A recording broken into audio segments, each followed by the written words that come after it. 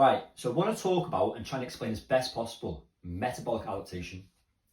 In hindsight, metabolic adaptation is when a person's eating much less calories than their maintenance calories, therefore they're in a deficit, but they're still maintaining their current body weight. Now, how I like to explain it is your body is an engine. A person who's eating maintenance calories and maintaining their current body weight, the engine's running efficiently. A person who's eating much less calories but still maintaining their current body weight, then their body, their engine, is inefficient. Now let's try and use that analogy with regard to cars. Hypothetically, we may have car A and car B, the exact same car. When we put £10 of fuel in car A, we hit 100 miles. When we put £10 of fuel in car B, we reach 150 miles. So car B is running much more efficiently. The difference between car A and car B is car A is not serviced, car B is fully serviced. So we need to change something to the engine. If we start servicing car A and put £10 in the fuel, we may then reach 150 miles. Now let's bring that analogy back and compare it to a person who has metabolic adaptation. Say hypothetically you're a 70 kilogram person, hitting 10,000 steps per day, 4 sessions per week. You're eating 1,300 calories and maintaining your current body weight of 70 kilogram.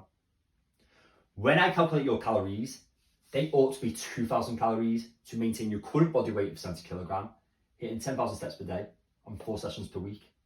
So you're eating 700 calories less than what I've calculated. This is metabolic adaptation. And if you're eating 700 calories less and not losing body weight or body fat, then something has to give. And that's something that's in your body. And even though you feel perfectly fine, because the brain wants you to feel perfectly fine at all times, something's taking a knock. Your brain function, central nervous system, your hormones, your training, is your strength up to scratch, your endurance up to scratch. Something has to give. Your body's efficiency has lowered and you're eating less calories and maintain that current body weight. So what we ought to do is to reverse diet. So how our reverse diet will work is we're going to incrementally increase the calories for many reasons.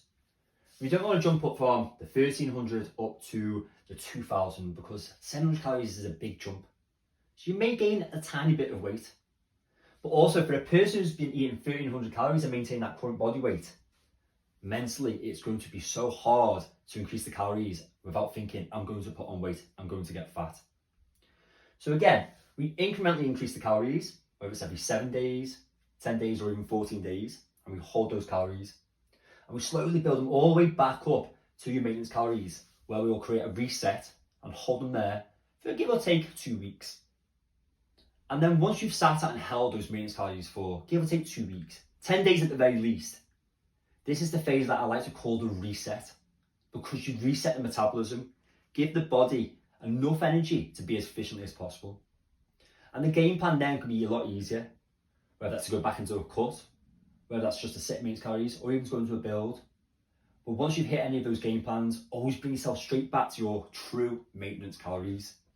Because the longer we can sit our maintenance calories, the more efficient our body can be. And the more efficient our body can be, the healthier you're going to be.